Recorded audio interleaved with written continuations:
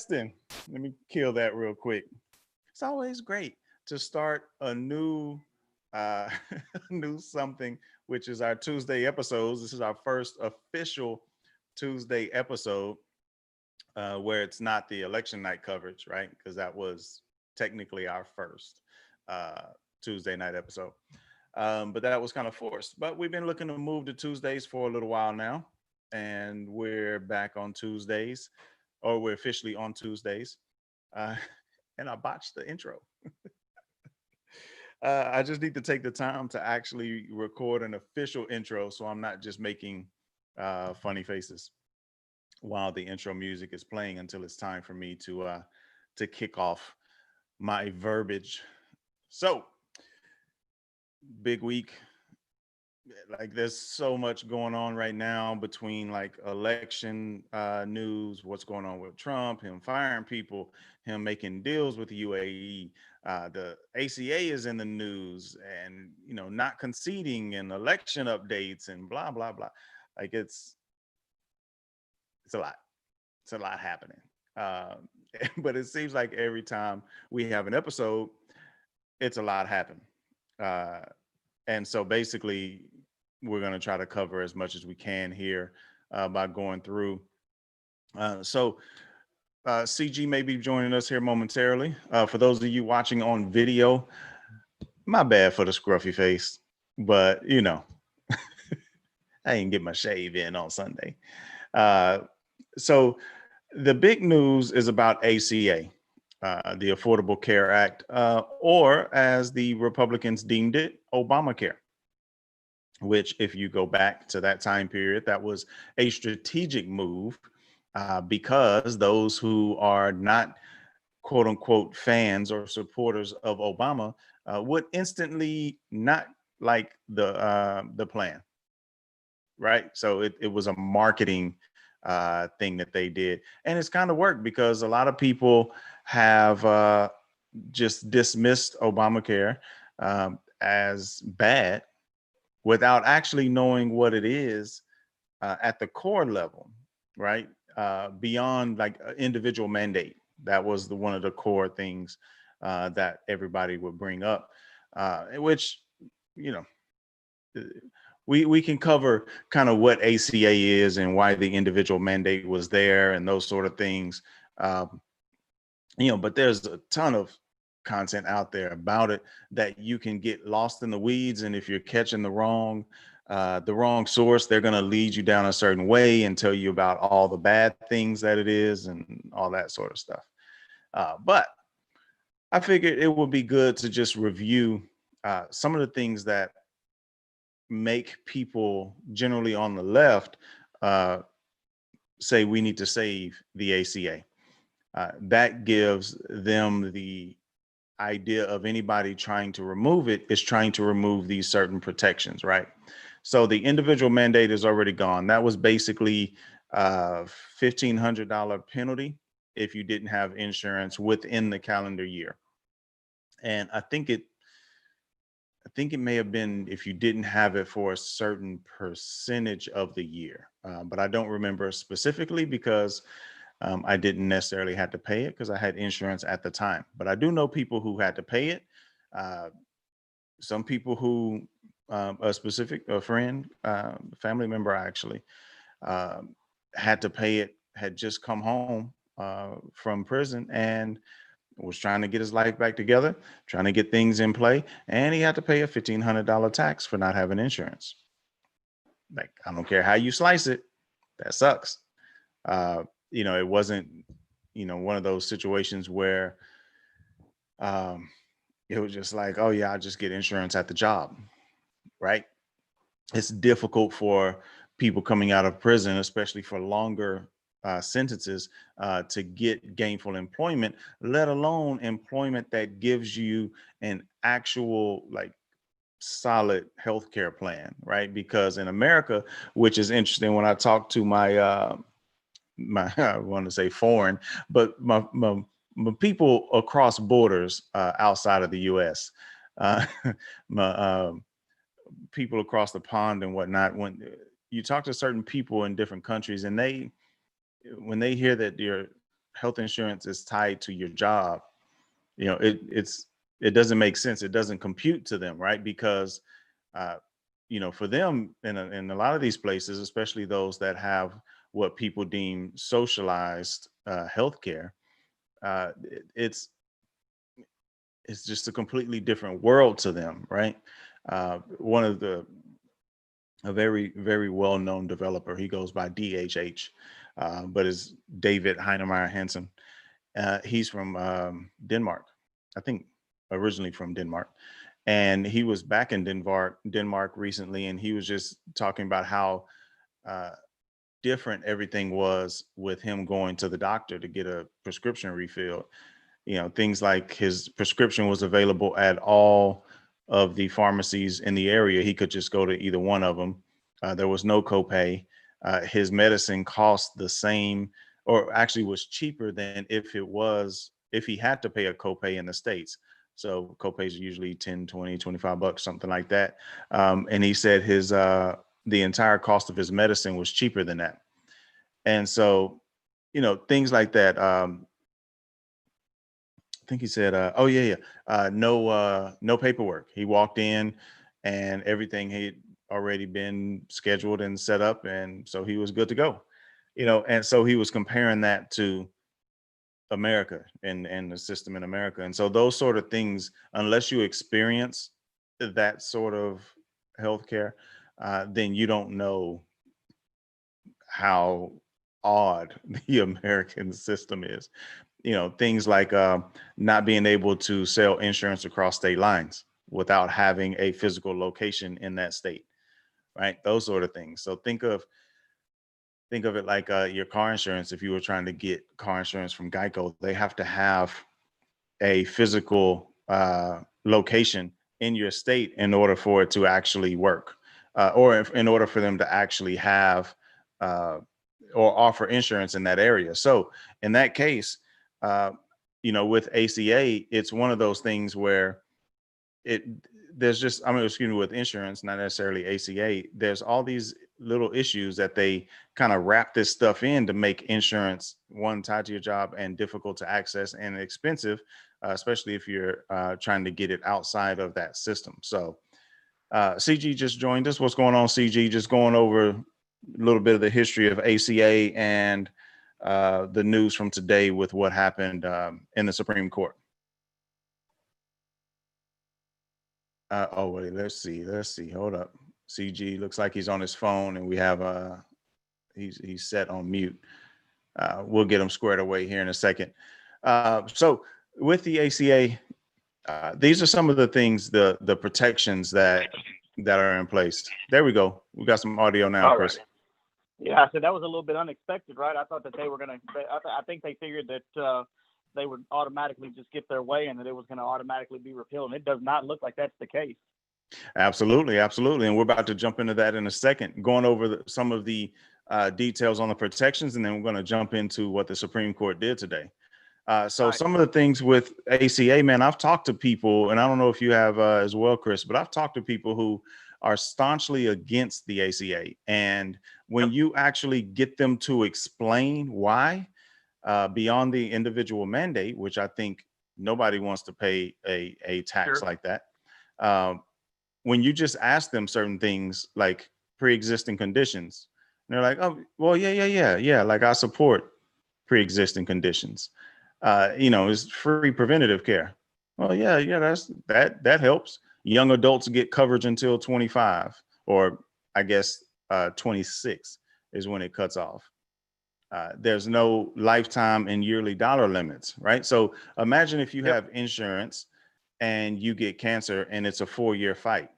If you have a lifetime limit, you could spend your entire insurance allotment within that first year, and then you have to pay for the other 3, even though you actually have insurance, right? So there were these lifetime and yearly dollar limits that were hurting people.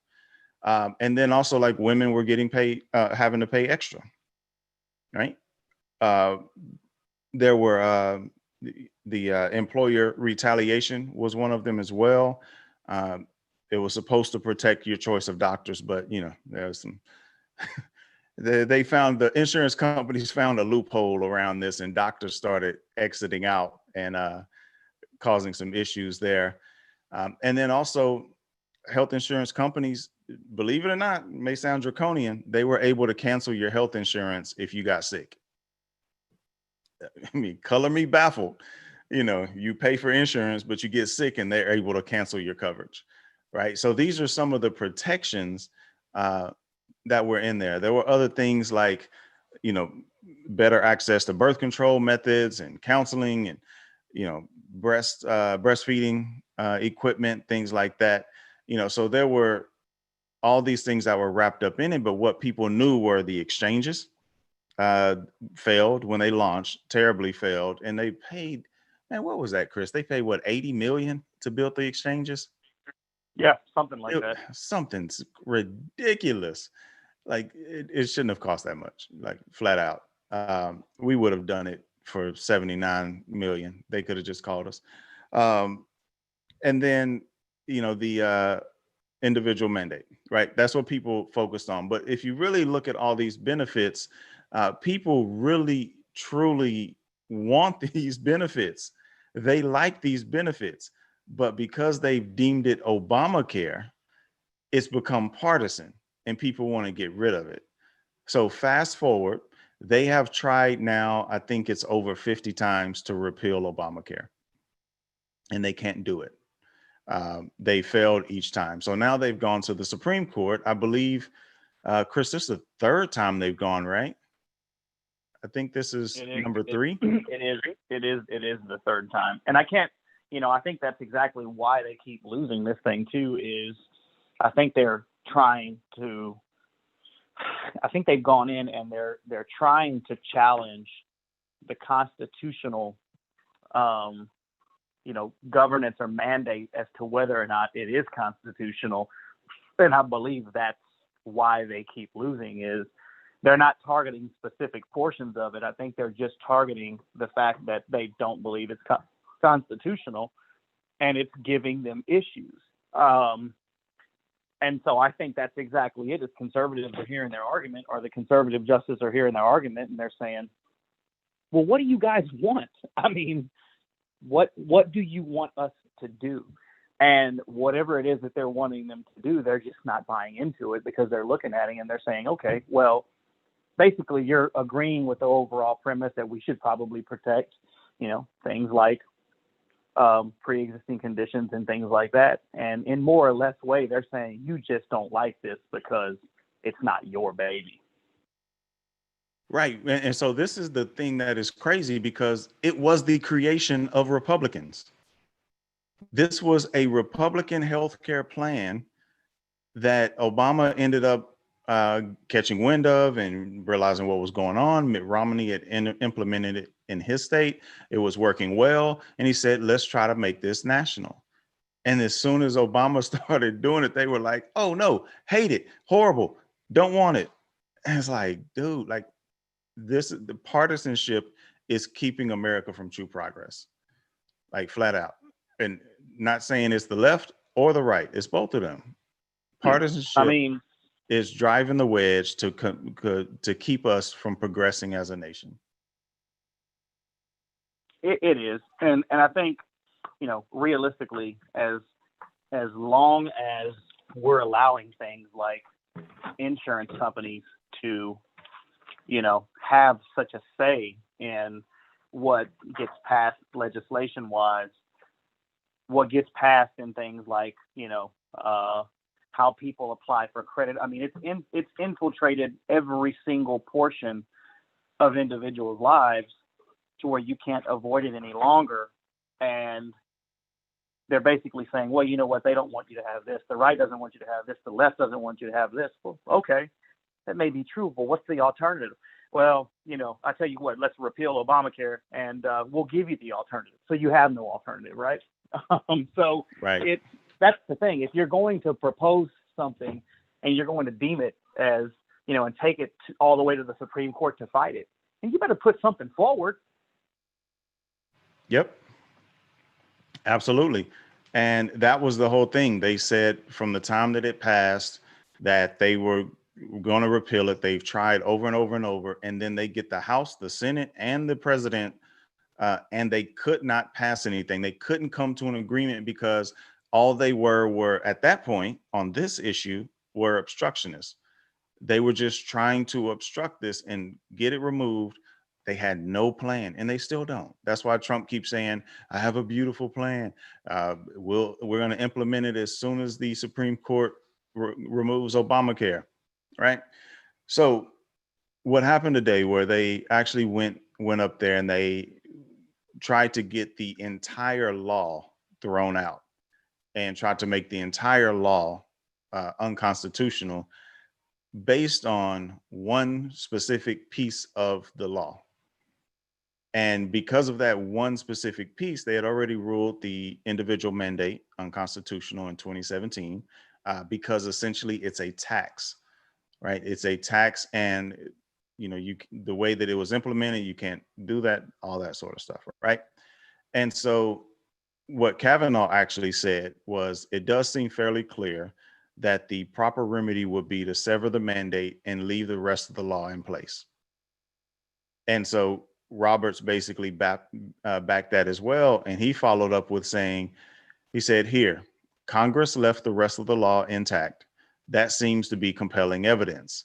Basically, that Congress didn't repeal the entire law, right? Because if they repeal the entire law,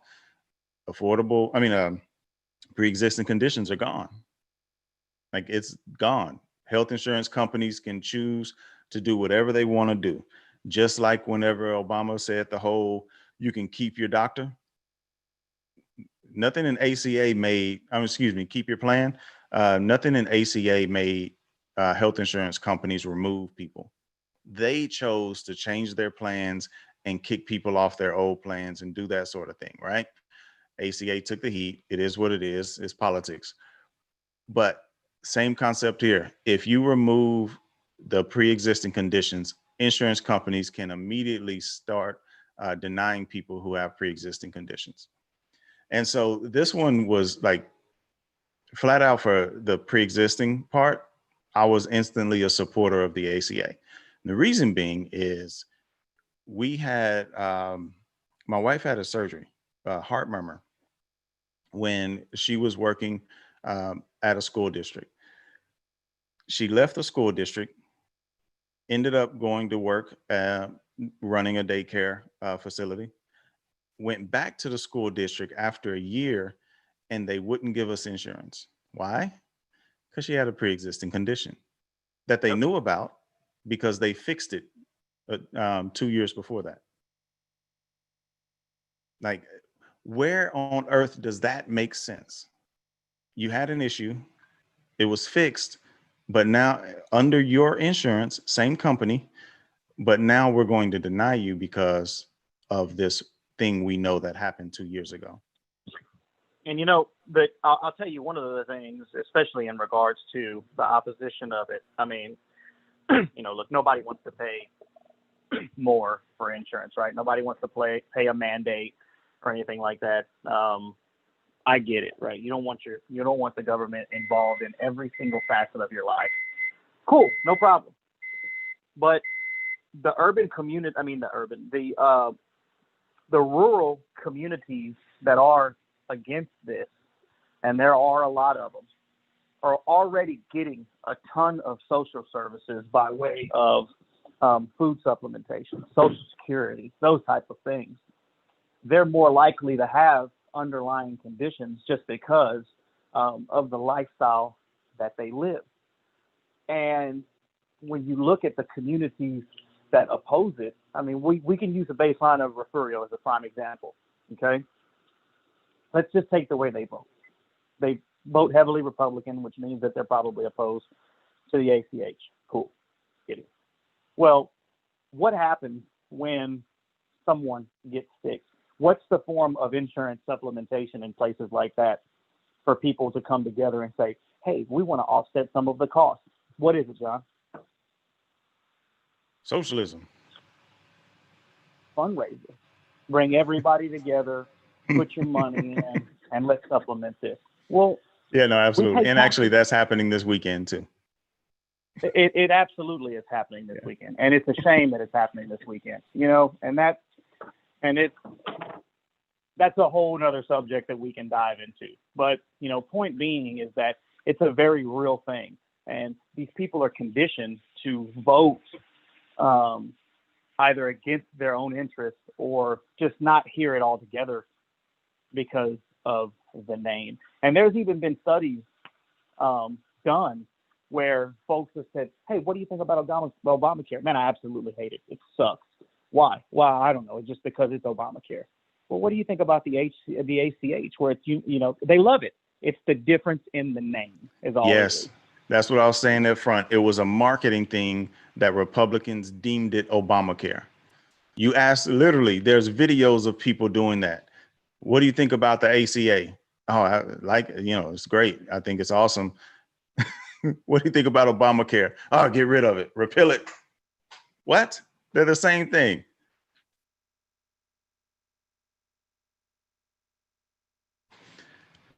Yeah. This is the thing also, CG, that I think we may have lost your audio there. I'm here. Oh, there you go. That Chief Justice basically told him earlier. He said about the members of Congress, he said, I think, frankly, that they wanted the court to do that, but that's not our job. Right. So to your point, the partisanship of that, the justices are like, man, look, y'all stop trying to use the courts to do your job. Yeah, this is y'all's thing, not ours. Yep.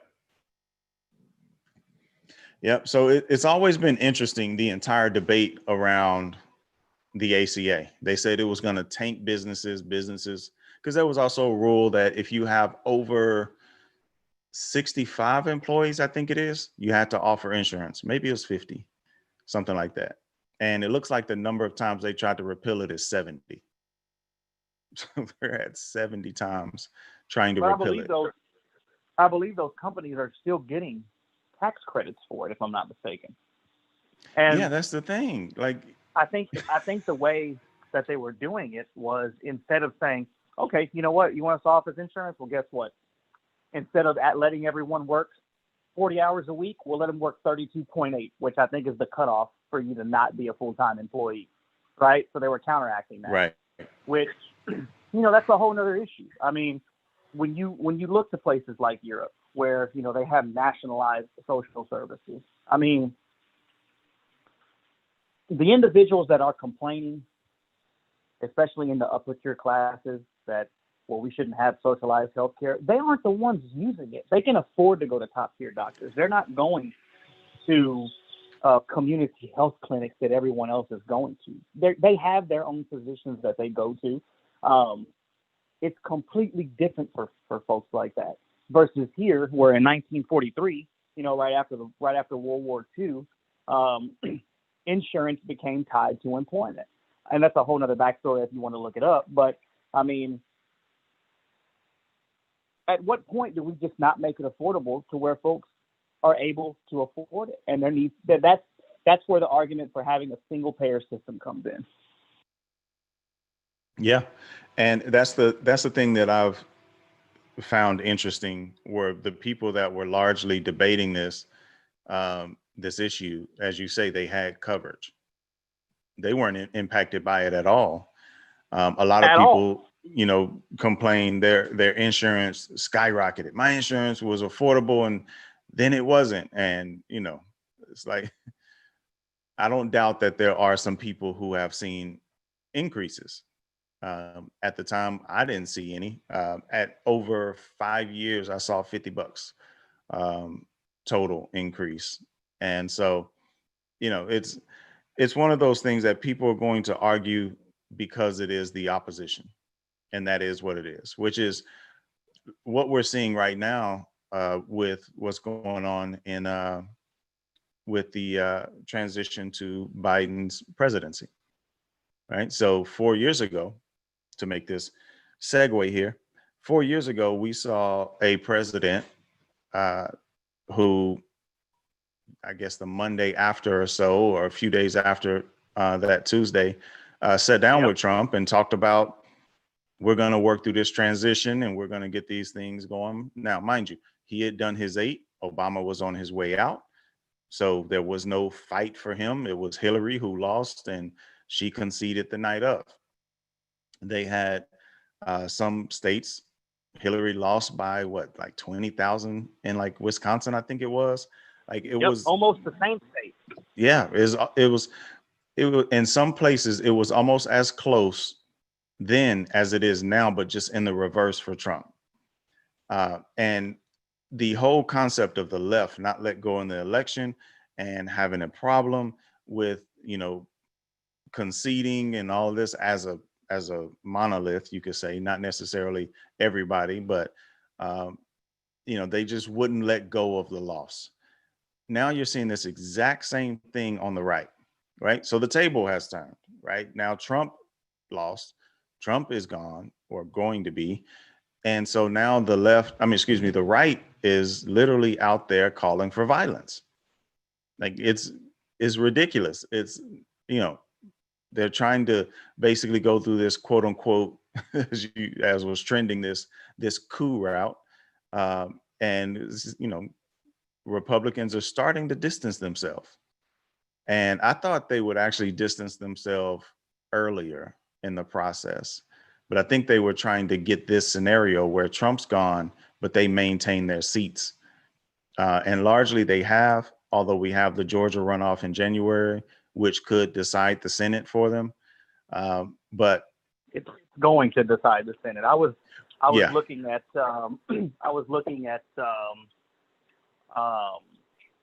some of the breaking news here recently, and I think, if I'm not mistaken, Pete Buttigieg is actually moving to Atlanta. He's relocating to Atlanta, and he and Stacey Abrams are going to work together and continue to implement the plan that she brought up together to, register more voters. So them two are going to get together in Atlanta. And I don't mean anything by this, but you've got a black woman from Atlanta that understands the culture there. And then you have right. someone like Pete Buttigieg that comes in. There is a large LBT, TQ population in Atlanta. They are going to do some real work there, and Republicans better be worried. Yeah, you're right. You know what? I didn't even think about the community there, but you're absolutely right. I mean, I'm complete sidebar, but related. I remember the first time I flew to Atlanta, I used to wear earrings, and I used to like a hoop earring with a diamond. It wasn't a diamond, cubic zirconia, in the same ear. Yeah. And dude, I got to the cab and I was asking to go down to Peachtree. And I forget how the cab driver said it, but he basically intimated to me that about me being gay. And I just Yeah. was completely lost. I had no idea what he was talking about. I was like, why would you assume I was gay? He's like, oh, well, like I see the earring, you're heading over here to Peachtree. Like, and I'm like, what? Yeah, I had no idea that it has such a large LGBTQIA plus now community. I had no idea at the time, Well, but it is a very large community. So that is an interesting aspect there. I hadn't thought about that. and it's not just a very large community. It's a very, not only progressive, it's a very educated community. And active, very And active. active. And Jules and I, whenever we go, we usually stay in Buckhead, and we stay at one of the hotels there that has a nightclub atop of it. I got to tell you, man, that place rocks and rolls all night long, and you see folks rolling up, same-sex couples rolling up, and you name a car, it's sitting out there in the valet. You know what I'm saying? Yeah. It ain't the ball game has changed, man. And not only is it acceptable, but it's welcome. And that's Yep. it's a beautiful thing, because that's where you start to see the world changing, and you start realizing, hey man, I better get with it, or I'm gonna get passed right on up. Yeah, absolutely, man. So that runoff is going to be interesting. I believe it's January the 6th, I believe is the date. for the runoff. Yep. But they're about to funnel so much money to Georgia, like just from an election standpoint, because And they they have a know. ton of money to funnel too. Yes, yes, they know. They absolutely know that war chest that Biden built up. I think they came close. Let me actually pull it up. I think Biden came close to $1 billion. The whole I think he was election, 635 or something like that. yeah, the whole election was 14 billion across all races. 14 billion. Dude, that is insane. Yeah, no, Biden candidate money, committee money was 937 million. Okay. Way up there. Yep. Outside money was 442 million. So him alone he went over $1 billion. And so they spent, this is the key though. They raised 937 just out of Biden for president. 937, let's say 938 because there was some change in there. They spent 775. So that means they almost have 150, 160 million just remaining. And guess where that's going? Because Straight that to race Georgia. that was in South Carolina, that Lindsey Graham race, was the most expensive senatorial race in history. I can't remember what they spent. I want to say it was 125 million on the Democratic side, but I may be wrong. But I know it was way up there. Yeah, I can actually try to see if I can pull that up real quick. But no, absolutely, man. So they're about to press because, and this is the key. The reason why they're about to press is they're about to determine who specifically is going to control the Senate for the next 2 years. Like that right there is worth its weight in gold for them. That could dictate and determine whether or not Joe Biden has a friendly Senate or an obstructionist Senate, right? And so here's the And I numbers have from South Carolina. and, It was 107 million by Jamie Harrison and 72 million by Lindsey Graham. there you go. And I have to say So something too while I'm at it. I'm by no means a Democrat. I'm by no means a Republican, but for about a year and a half now, I have been extremely high on Stacey Abrams as a oh strategist. yeah. I felt that she should have been the vice presidential candidate. She got a lot of pushback because of her looks. She's a very natural looking woman. I think she's beautiful, but she's a very natural, big woman. And, you Yep. know, John had made a point that I think that might have been too much. But it begs the talking point that when Democrats have had someone of color on their ticket, they are 3-0 Yep. in the last 20 years. Yep. That's Hadn't no lost accident. one. That's no accident. And you know, realistically, I don't know what happens to Joe Biden. I truly don't think that he makes in a 4-year presidency. He won't make an 8-year presidency. If he went in and retired on day one, that would be the ultimate flex right there. I don't think he would do it, but I'm telling you that right there. Go back to that statement about him wanting to take Trump behind the gym or behind the barn or whatever he said and whoop him. Like that right there. If he just said, "I did my job. I told y'all I wanted to take him behind the woodshed," I would roll. Oh man, that would be crazy. They would go crazy. But realistically, it's probably almost a foregone conclusion that, you know, Abrams and Buttigieg have probably pretty high-ranking cabinet positions for Joe Biden. And Yeah. if they were smart, they would appoint the both of them the head of the DNC and let them do exactly what they did in Georgia, because they have found something that truly works, and they need their flowers for it, man. I mean, you know, like I said, I'm a big fan of her. I always have been since I found out who she was. I think she's amazing, and I look forward to see what eventually comes from her. Yep. And so people understand what we were talking about with Abrams not being the suitable choice.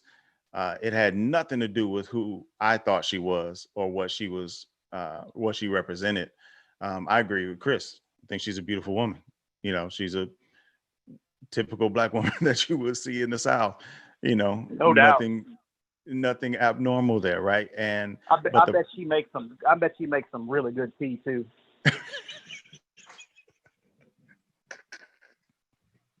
Guaranteed. sweet tea.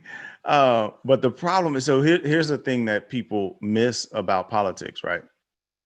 You wrap Bernie Sanders in a vibrant 50-year-old's body with the same exact platform, he's probably the one who gets the nomination. But there's a certain segment of America that sees Bernie, looks at him, he's slouched over, you know, he's yelling, finger pointing, and all of that sort of stuff, and it comes off as an old crotchety man, and they're like, nah, not my president. Can't vote That was for him. me. Yeah, That was me. I have was not a fan of him. yeah, but, you know, and then you have Pete Buttigieg, young, checks all the boxes on it from experience, except for like on the national political scale, because he was just a mayor. But he's a veteran, speaks like, I don't know, 7 languages or something ridiculous. Um, you know, and like he has this pedigree of uh, education and things like all these sort of things that you would normally say if you looked at a resume side by side, you would say, yeah, I think he would be a good candidate. But I mean, Pete's like what, 5'7", something like Yeah. that, you know. And so I forget who it was. Was it Dukakis that was short and stepped out the And tank? Rock Rowe.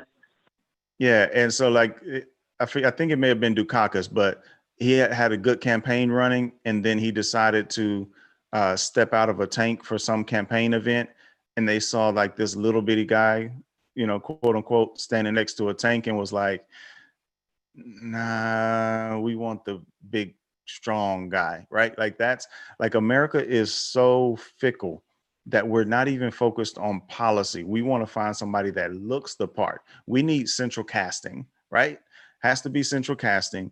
Otherwise, we can't do it, right? I don't think Biden would have even come close to winning if the Republicans had a candidate that wasn't as bad as Trump is. Like I just don't think he would have come close to it. You put Trump in the body of Bernie and he would never have won in 2016. America's fickle, right? I think we should just simply rip the Band-Aid off and just force it down their throats. But my thought was that's why Biden picked Kamala as somebody that's a little bit more appealing to a broader base. And they look at all those things. And I personally can't stand it. I can't stand it. That's where American politics goes to. But such is America, as fickle and ridiculous as it can be at times. So speaking of the Carolinas, though, Trump, from what I understand earlier, they said he had enough votes. Decision Desk called it for him for North Carolina. So that will put him at 229 on the Electoral College. But we shall see shortly with Georgia. They have these challenges going in multiple states. Biden is still up in Georgia. He's still up in Arizona as well. They did a full recount in Arizona already, just as part of the process. So they go through the process the first time, and then they basically go back through it again by hand to validate it, and it was 100% accurate. So I don't know what kind of challenge they'll be able to get through on election. I mean, to try to make it election fraud or something. But they're going to try, and it's within their right. Yeah, it's within their right to do so. The problem is that their numbers are so far off from where Hillary Clinton's were when she conceded, 1 or 2 days later, that they really don't have a case. So, I mean, they can make all of the noise that they want to, but the reality of it is that they really don't have a case. They absolutely don't have one. And I think they know that, but I think they're grifting so much off of the amount of money that they're getting donated that they they're probably either looking for a certain amount or they just want to get whatever they can get because they know it's over with. Yep. And so along that line, there's a few lines of thinking there is that they actually dispatched, Barr did, actually dispatched the DOJ to fight the election fraud. If that sounds like that's normal, then you don't understand that the DOJ is not supposed to be the president's election lawyers and investigators. That's not what the DOJ is supposed to do. That's not their job. And one of the top Pentagon officials actually resigned, not Pentagon, election officials, the election official that oversees the fraud actually resigned because of it. He was just like, this is too much. Like, we're not supposed to be doing the president's bidding. That's not our job. And so that's problematic in and of itself, but not going to see Republicans complaining about it. Not en masse, let me say. There are some Republicans who stick to their morals. Here's an interesting stat right now. So Biden is leading 45,637 votes in Pennsylvania. There's only 44,800 folks left to count. So I'd venture to say that this is probably over with. Yeah, absolutely. And they would have to find, like, think about it, like, that's substantial fraud. 46,000 with 44 more to go. And Biden's going to win some of those as well. Like, that's substantial fraud. And a lot of their case has been that the numbers for Biden can't be true. That's been a lot of their case, that it can't be right. You mean to tell me Joe Biden got more than Barack Obama? Like, I've heard these like arguments, and it's like, like, you guys just can't fathom the idea that, but you know what? I'm going to tell Trump didn't gather every vote.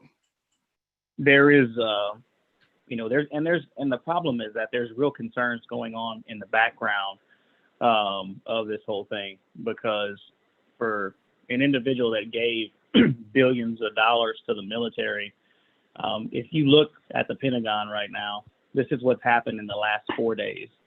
These are all NSA officials who resigned. So the Secretary of Defense, Undersecretary of Defense for Intelligence, Chief of Staff, NSA's General Counsel, the DOE's National Nuclear Security Administration Chief, and the DOJ's Elections Crimes Branch Chief. So all of these individuals are no longer there. If there was an attack on this country right now, I would venture to say that the military is in a pretty bad position. And the way that this rhetoric is going right now, that's not a good position to be in at all. Right. So, yep. Once the news called it for Biden, I stopped. I don't even know what's going on in the news right now, but I've pretty much just been paying attention to what's happening in the background. And what's happening in the background are either individuals who are retiring or basically quitting because they are concerned either about what they're hearing or what they're seeing. I don't know where they're going or what they're doing, but I would imagine that they're just not going to go sit idly. So, I'm always one that likes to see what the details are in the background. It's absolutely worth paying attention to right now. Yeah, so part of that background noise is that we have a new arms deal that's come out. Yep. So we're actually about to give up, was it 25 billion in an arms sale to the United Arab Emirates? Who I think is basically just cutting the check for Saudi Arabia. Wouldn't shock me. And so the deal is one that it's as it was put, I believe, on Axios. They said that it's one that's going to be marred by controversy. Like, this will mar Trump's presidency in controversy on this deal. Now, mind you, Obama did a similar thing with an arms deal, and the right went crazy, lost their everlasting mind. It was huge too. Yeah. But Trump did this. We're quiet. That works. We'll just sweep it under the rug. The election is happening. So with all of these individuals, I wonder, especially with the relationship that they have with Saudi Arabia, let's not to mention that, what was the number that Jared Kushner got bail out from them?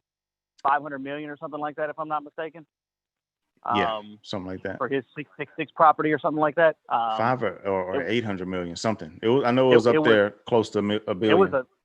It was a very public thing. So I would reckon to bet that if all of these individuals have resigned or gotten fired, that there's probably something going on in the background where Trump's about to line the hell out of his pockets.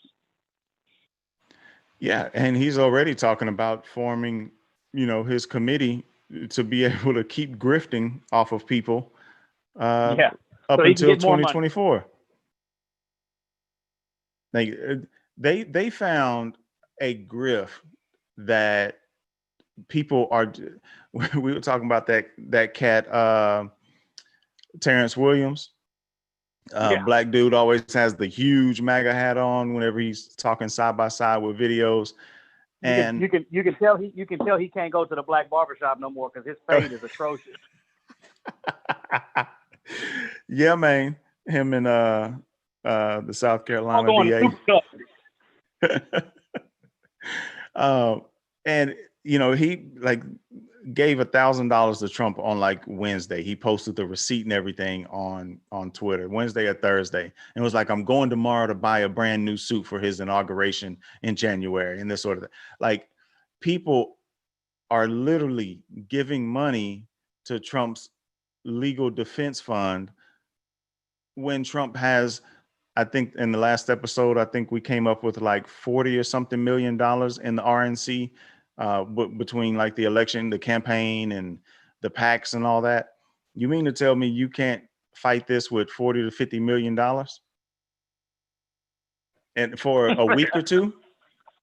And people are out here donating, and I still get the emails. I hadn't unsubscribed yet because I still follow to see what line of verbiage they're using. They're basically blasting 18 to 24 emails every day asking for donations. With 1,000% match. 1,000% match. Give $2. It'll be converted to 22.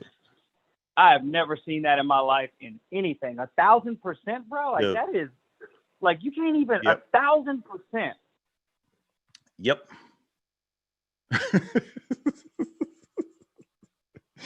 Dude, that's insane. And it's ridiculous. To me, it comes off as them trying to pad their pockets, because where's that money going to go? It's going to find its way into the Trump businesses. That's what happened in 2016. That's what's happening this year. It's just going to continue to happen.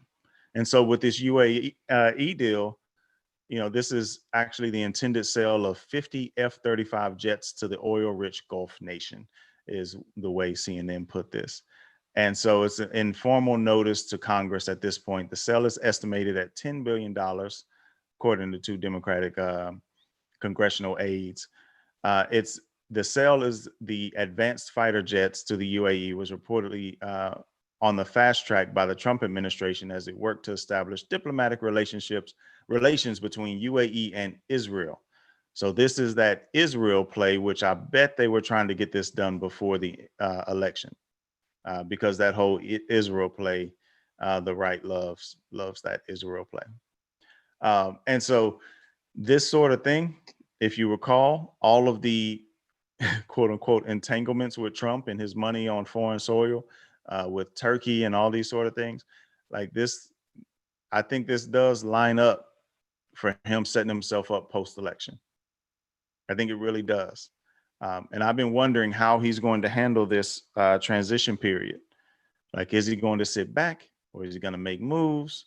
And it seems like he's going to make moves, because he also fired Esper and just dropped him yesterday. And I think that's the goal, is they're going to create as much static in the foreground that it catches everyone's attention, and they're going to do everything in the background. I mean, look who you haven't seen since the election. You haven't seen his daughter. You haven't seen them kids. You haven't seen Kushner. Where have they been at? So they don't have anything productive to work on.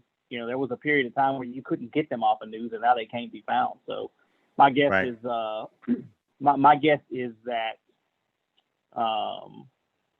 they're figuring out a way to funnel as much money as they can to themselves, and you know they're gonna go from there. You know, the other thing is this vaccine that's coming out. That's another thing that needs to be talked about. Right. I forgot to You know, actually. with Pfizer, you know, basically saying that you know, they essentially used the notion of, I don't know if you saw their CEO's prediction, and he was like, well, I actually thought that we would be done with this at the end of October. And, Yep. you know, come to find out it happened a week later, and they were absolutely up in arms about it. So, you know, it's Yeah. And the Trump administration tried to come out and take credit for the whole thing. Pfizer was like, no. We took no money from you guys. Now, it was on the fast track to approval, which was the Operation Lightspeed, I believe was the name of it. So it was on the fast track through the FDA process, which is something that the Trump administration can take credit for in terms of that fast track. But in terms of the actual vaccine, they can't take any credit for that. Pfizer did all the R&D on their own dime in that case. But and, you know, they missed by a week, man. And people are blaming that, like they held it back for the election. Couldn't help Trump. Well, the funny thing is that they may or they may not have, but I guarantee you, right. I guarantee you that if the administration would have had a more committed and a more political plan for the coronavirus, Pfizer would have had every incentive to do it beforehand and help him get reelected. So if anything, it's a self-own as to why they didn't want to push that thing, because they probably looked at it and were like, shit, we don't want to work with this dude. We just gonna wait. Right. Yeah, I mean, it's one of those things where you're out telling people, don't let this control your lives. It's not that bad. Like, you don't need mask. Mask may work. They could be okay. You know, we don't really know, but don't let it control your life. Go out and live your life. We need to end the lockdown. Stop the lockdown. Everything that you're doing is saying there is no need for a vaccine. Like, it's not that big of a deal. Look at me. I recovered. I felt like Superman. Literally. These are all things Trump has stated. And so you have that guy who's supposed to be leading this effort, and now he wants to take credit for a vaccine that he has been touting as not really being needed. Right. But this such as politics, because now you're going to have people on the right. Now, this is what I'm ready for. This is what I'm ready for, Chris. For years, they have been saying that Obama deserves no credit for the way that the economy or anything else was when Trump took over, that Trump did all these amazing things with the economy and unemployment and all these sort of things. The minute Biden takes office, they're going to say everything Biden did was based on Trump. Trump did Absolutely. this. Trump got the vaccine. Trump did that. Trump set this up. This is why he had a great first quarter, because of Trump and all this. So I'm just ready for the hypocrisy. I heard that Melania Trump hasn't reached out to Dr. Jill Biden yet, and you know, I can't imagine the wisdom that Dr. Jill Biden missing from a woman like Melania Trump. It's a shame, really.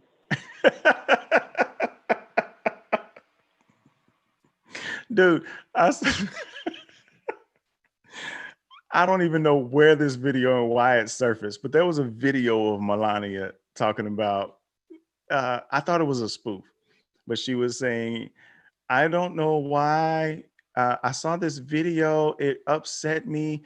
People are saying that my husband is anti-gay, and, you know, he's the first president to openly support gay marriage.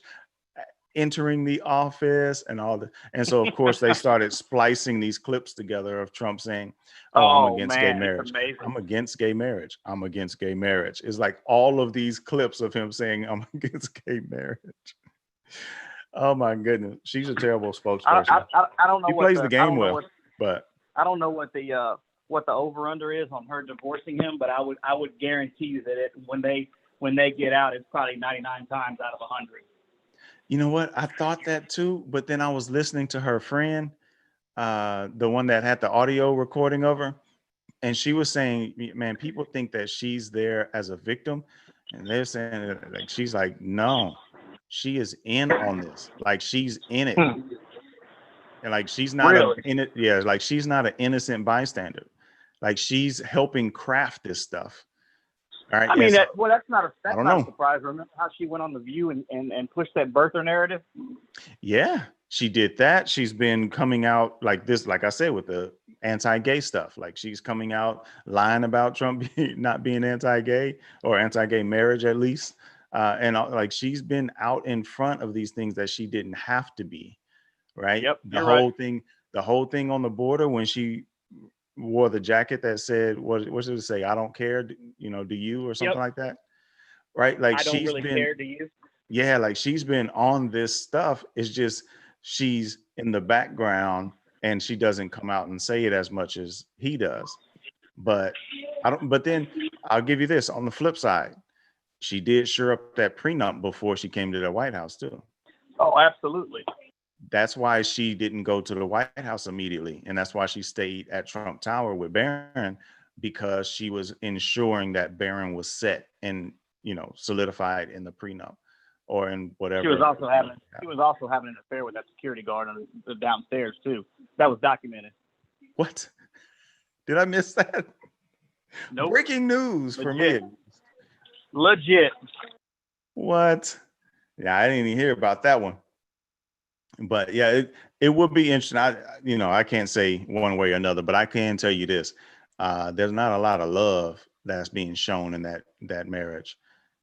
I can't imagine that there's been some relations in the White House too often. Terrible. Like I can't. Yeah, it's just one of those things, man, that they just don't seem like they have any love, and like it's a transactional relationship, which is actually what her friend was saying too. It's all transactional. Yeah, it's a stark contrast from the Obamas. You know that?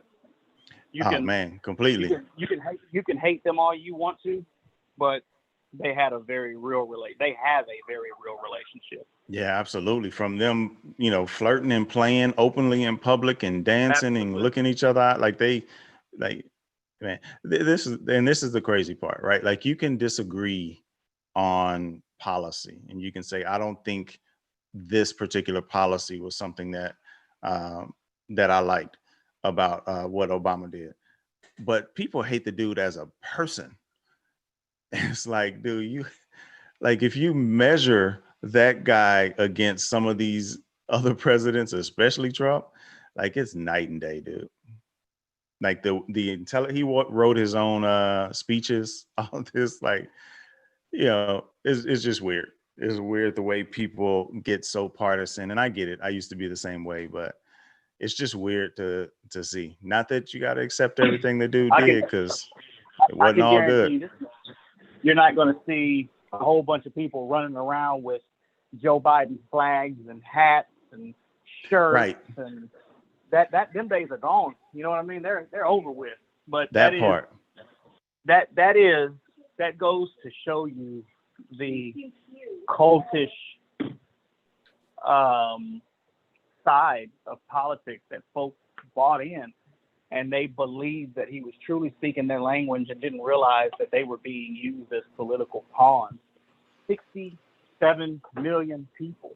I think 70 million people looked at that and said, man, I love everything this guy has to offer so much. I'm gonna wear his name across my chest. Yep. 71.7 million people. That's insane to me. Insane. Crazy. And here's the ridiculous part to me is the fact that This is supposed to be the Christian right.